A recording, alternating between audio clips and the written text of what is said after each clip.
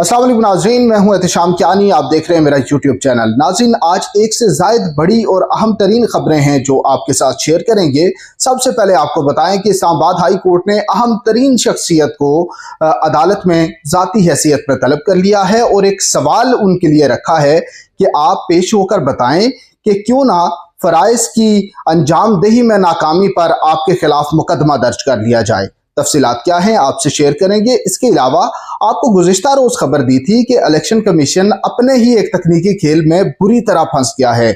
इस पे अब मामला उसी जानिब किस तरह बढ़ना शुरू हो गया है, इसकी तफसीलात भी बताएंगे। और बुशरा बीबी की अहम तरीन दरखास्त, जिसमें तमाम प्रोपेगेंडास जो थे उनका तोड़ करते हुए उन्होंने इस्लामाबाद हाई कोर्ट में दरखास्त दायर की थी कि उन्हें बनी गाला से अडयाला जेल मुंतकिल किया जाए। वो बनी गाला में नहीं रहना चाहती। बनी गाला को सब जेल करार देने का नोटिफिकेशन जो है उसे कलअदम करार दिया जाए, उस पर भी आज अहम तरीन समाअत हुई है। इमरान खान ने अडयाला जेल में गुफ्तगू की। आज अडयाला जेल में समाअत का क्या अहवाल रहा, ये तमाम तर तफसीलात जो हैं आपके साथ शेयर करेंगे। लेकिन अगर आपने अभी तक हमारा चैनल सब्सक्राइब नहीं किया तो चैनल सब्सक्राइब करें, बेल आइकन का बटन भी दबाएं ताकि तमाम तर मालूमात और तफसीलात जो हैं वो आपके पास बर वक्त आती रहें। नाज़रीन, अपनी पहली खबर से शुरू करते हैं। इस्लामाबाद हाई कोर्ट ने जो अहम तरीन शख्सियत को तलब किया है, वो अहम तरीन शख्सियत कोई और नहीं बल्कि पाकिस्तान के वजीर आजम हैं। निगरान वजीर आजम अनवार उल्लाह काकड़ को ज़ाती हैसियत में तलब किया गया है। बलोच तलबा के लापता होने का के खिलाफ ये केस है और ईमान मजारी एडवोकेट ने इस्लामाबाद हाई कोर्ट में दरखास्त दायर कर रखी है, जिसमें इस्तदा ये है कि 55 बलोच तलबा मिसिंग हैं जिनको बाजियाब कराया जाए। हाई कोर्ट ये हुक्म दे। हाई कोर्ट के हुक्म पर इब्तदाई तौर पर 22 तलबा को रिकवर किया गया। उसके बाद बताया गया कि कुछ मजीद भी आ गए हैं और 12 बलोच तलबा बचे हैं। तो हाई कोर्ट ने आज तक का वक्त देते हुए ये कहा था कि तमाम तलबा को बाजियाब कराया जाए। उसके बाद फिर फर्दर आगे मामला किस तरह चलता है उसको देखेंगे। लेकिन आज ये लापरवाही और बड़ा लाइटली इस मामले को लिया गया। असिस्टेंट अटॉर्नी जनरल अदालत में पेश हुए और उन्होंने कहा कि अटॉर्नी जनरल मसरूफ है, अदालत में पेश नहीं हो सकते। आज समाअत मुलतवी की जाए और हमें वक्त दे दिया जाए। इस्लामाबाद हाई कोर्ट के जस्टिस मोहसिन अख्तर कियानी ने यह इस्तदा मुस्तरद की, सख्त बर्मी का इजहार किया और साथ ही ये रिमार्क्स दिए कि अब मैं प्राइम मिनिस्टर ऑफ पाकिस्तान को ज़ाती हैसियत में तलब करूंगा। इससे पहले भी हाई कोर्ट ने निगरान वज़ीर आज़म को तलब किया था, लेकिन वो पाकिस्तान में मौजूद नहीं थे। उन दिनों में बैरून मुल्क थे, इसलिए वो अदालत में पेश नहीं हो सके। लेकिन उस वक्त के वज़ीर दाखिला सरफराज भुगटी पेश हुए थे और उन्होंने इंश्योर कराया था कि तमाम जो लापता जबरी तौर पर गुमशुदा जो बलोच तलबा हैं उन्हें बाजियाब कराया जाएगा। लेकिन यह वादा वफा नहीं हो सका। अभी तक 11 बलोच तलबा हैं जो कि अभी तक लापता हैं। तो अब अदालत ने प्राइम मिनिस्टर ऑफ पाकिस्तान को बुलाया है और साथ ही ये भी हुक्म दिया है कि आप जाती तौर पर पीर के रोज यानी 19 फरवरी को अदालत में पेश हो और पेश होकर ये बताएं कि क्यों ना आपके खिलाफ मुकदमा दर्ज कर लिया जाए।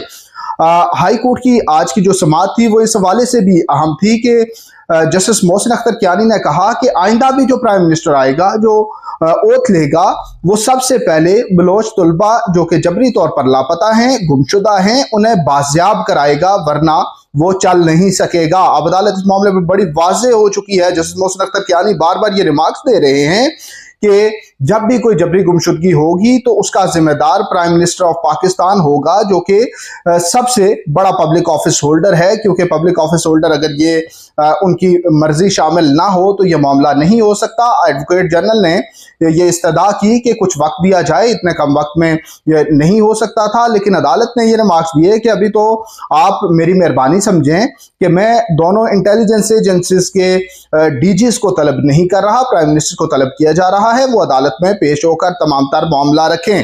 तो अब यह समाअत 19 फरवरी तक मुलतवी की गई है। दूसरे मामले पे चलते हैं।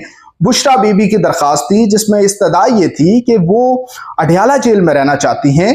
उन्हें बनी गाला उनकी मर्जी के बगैर जबरदस्ती मुंतकिल किया गया।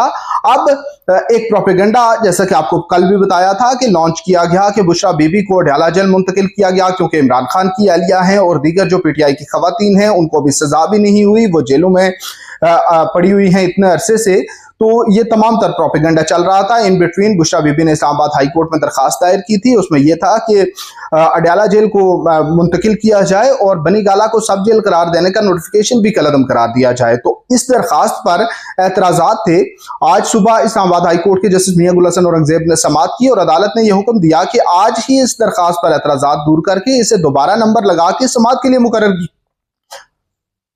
तो जस्टिस मोहसिन अख्तर कियानी ने तो जस्टिस मियां गुल हसन औरंगजेब ने यह कहा कि इस दरखास्त पर आज ही एतराजात दूर करके इसे दोबारा नंबर लगाकर समाअत के लिए मुकर्रर किया जाए। तो हाई कोर्ट के रजिस्ट्रार ऑफिस ने दरखास्त जब समाअत के लिए मुकर्रर की और उस पर समाअत हुई तो जो वकील हैं बुशरा बीबी के उस्मान गिल, उन्होंने बताया कि बुशरा बीबी खुद अडयाला जेल गिरफ्तारी देने गई, लेकिन उन्हें वहां पे नहीं रखा गया और सब जेल करार देकर उन्हें बनी गाला मुंतकिल किया गया। तो अब वो चाहती हैं कि उन्हें अडयाला जेल मुंतकिल कर दिया जाए। तो इस पर अदालत ने अब जो फ्रीकैन है रिस्पोंडेंट्स, जिनमें चीफ कमिश्नर इस्लामाबाद और सुप्रिंटेंडेंट अडयाला जेल हैं, उन्हें नोटिस जारी किए हैं और उनसे 22 फरवरी को जवाब तलब कर लिया है। अब 22 फरवरी तक इन दोनों रिस्पोंडेंट्स का जवाब अदालत में आएगा और उस बुनियाद पर दलाइल सुनने के बाद अदालत फैसला करेगी कि बुशरा बीबी को अडयाला जेल में रखा जाना है या सब जेल बरकरार रहेगी और वो बनी गाला में रहेंगी।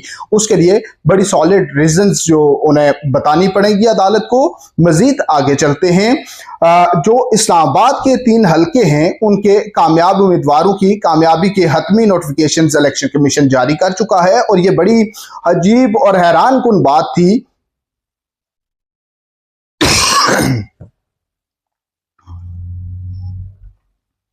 कि इलेक्शन कमीशन ने इतवार के रोज सुबह 10:30 और 11 बजे इस्लामाबाद के तीनों हलकों के फाइनल कंसोलिडेशन से रिटर्निंग ऑफिसर्स को रोका और उसके बाद ये मालूम पड़ा कि उसी दिन ही इलेक्शन कमीशन ने खुद ही हतमी नोटिफिकेशन भी जारी कर दिया। यानी रिटर्निंग ऑफिसर्स ने 1 बजे तक जो बुलाया हुआ था तमाम जो कंटेस्टेंट थे उनको, और उनके सामने उन्होंने फाइनल कंसोलिडेशन करनी थी और उसके बाद फॉर्म 49 बनाकर इलेक्शन कमीशन को भेजना था और कमीशन ने उसके बुनियाद पर नोटिफिकेशन जारी करना था। तो जब इलेक्शन कमीशन ने उनको इसी अमल से रोक दिया तो फिर किस तरह से वो फाइनल कंसोलिडेशन कर सकते थे और इलेक्शन कमीशन किस तरह नोटिफिकेशन जारी कर सकता था। इस मामले पे अब पेशरफ्त हुई है और ये बिल्कुल उसी तरफ जा रहा है। इवेंचुअली ये उसी तरफ जाएगा। आपको बताते हैं कि इस्लामाबाद हाई कोर्ट के चीफ जस्टिस आमिर फारूक ने आज समाअत की और वकला शोएब शाहीन, अली बुखारी अदालत के सामने पेश हुए। उन्होंने कहा कि हमें इलेक्शन कमीशन ने कहा कि हम फाइनल कंसोलिडेशन से रिटर्निंग ऑफिसर को रोक देते हैं। इस बुनियाद पर हम भी मुतमईन हुए और वहां से रवाना हुए, लेकिन बाद में मालूम हुआ और कि वो हतमी नोटिफिकेशन इलेक्शन कमीशन भी जारी कर चुका है। उससे पहले जो फॉर्म 48, 49 का प्रोसेस था वो रिटर्निंग ऑफिसर ने किया और इलेक्शन कमीशन ने नोटिफिकेशन जारी कर दिया। इस पर चीफ जस्टिस आमिर फारूक भी बड़े हैरान हुए। उन्होंने कहा कि ये रिटर्निंग ऑफिसर ने तो जो किया वो किया, लेकिन इलेक्शन कमीशन किस तरह से ये नोटिफिकेशन जारी कर सकता था, क्योंकि इलेक्शन कमीशन ने तो खुद इस मामले पर हुक्म इम्तना जारी कर रखा था। उन्होंने खुद इसको रोक रखा था कि रिटर्निंग ऑफिसर इस मामले को आगे नहीं बढ़ाएंगे, तो वो इलेक्शन कमीशन खुद से कैसे ये नोटिफिकेशन जारी कर सकता है। अदालत ने अब इस बुनियाद पर कि इलेक्शन कमीशन खुद आकर बताए कि उनके पास तीनों उम्मीदवारों की दरखास्तें अभी ज़ेरे इल्तवा हैं या नहीं, क्योंकि जो पीटीआई के उम्मीदवार जो हाई कोर्ट में पेश हुए उनका वाज़े मौक़िफ़ था कि हमारी दरखास्तें इलेक्शन कमीशन में अभी पेंडिंग पड़ी हुई हैं। अदालत ने उनसे दोबारा पूछा तो उस पर बताया गया कि वहां पेंडिंग हैं। आज की तारीख दी गई थी कि आज रिटर्निंग ऑफिसर्स अपनी रिपोर्ट्स जमा कराएंगे और उसकी बुनियाद पर इलेक्शन कमीशन देकर फैसला करेगा। तो अदालत ने अब ये कहा है कि इलेक्शन कमीशन कल आकर अपना जवाब जमा करा बताए, अदालत में दलाइल दे। अगर वहां पे दरखास्तें ज़ेरे इल्तवा हैं तो मैं वाजे कर रहा हूं, चीफ जस्टिस के ये अल्फाज थे कि फिर मामला बिलाखिर इलेक्शन कमीशन के पास जाएगा और फाइनल कंसोलिडेशन से पहले आपकी दरखास्तों पर इलेक्शन कमीशन को मेरिट पर फैसला करना होगा। ये बड़ी अहम डेवलपमेंट है। जैसा कि आपको गुज़िश्ता रोज बताया भी था कि इलेक्शन कमीशन ने जो एक तकनीकी खेल खेलने की कोशिश की है उसमें इलेक्शन कमीशन बुरी तरह फंस गया है और ये मामला बिल्कुल उसी तरह हुआ है कल की जो समाअत होगी वो बड़ी अहम होगी। जो दरखास्त गुजार थे उन्होंने बार बार ये इस्तदा की कि कल तक के लिए इलेक्शन कमीशन के फाइनल नोटिफिकेशन को पर स्टे जारी कर दें, लेकिन चीफ जस्टिस ने कहा कि सुप्रीम कोर्ट के फैसले का पाबंद हूं, उस पर स्टे ऑर्डर जारी नहीं कर सकता, लेकिन बहुत कम वक्त रखा है। कल इलेक्शन कमीशन से जवाब तलब किया है, वो आ जाएं, जवाब दे दें। तो उसके बाद मैं पहले ही आपको बता चुका हूं कि यह मामला इलेक्शन कमीशन के पास ही दोबारा जाता हुआ दिखाई दे रहा है। इमरान खान ने अडयाला जेल में गुफ्तगू की है। आज इलेक्शन के बाद उनका पहला रिएक्शन था, तो उसमें उन्होंने कहा है कि जिस तरह धांधली की गई है वो मुल्क के हक में नहीं है और इससे मुल्क आगे नहीं बढ़ सकेगा। उन्होंने अली अमीन गंडापुर को वज़ीर आला खैबर पख्तूनख्वा नामजद किया है। काफ़ी लंबी चौड़ी उन्होंने बातचीत की, लेकिन उसमें ये चीदा चीदा पॉइंट्स हैं। आज समाअत भी हुई, जो 9 मई से मुतल्लिका वाक़यात हैं उनकी लंबी तारीख भी पड़ गई है और आज की समाअत में शेख रशीद की जानिब से हाजिरी से इस्तिस्ना की दरख्वास्त दी गई, जो कि अदालत ने मंजूर कर ली। और इमरान खान ने इस बात की तरदीद की है कि अडयाला जेल में किसी अहम सरकारी शख्सियत ने उनसे मुलाकात की हो। उन्होंने कहा कि ऐसी कोई मुलाकात नहीं हुई। नवाज शरीफ जरदारी से मुतल्लिक उनके बयानात आज भी रहे, लेकिन अहम बातें ये थीं कि इलेक्शन पे उन्होंने अपना रिएक्शन दिया। ये कहा कि अवाम बड़ी तादाद में बाहर निकली, वोट पोल किया, लेकिन जो ये रिगिंग है इसका मईशत पर भी असर पड़ेगा।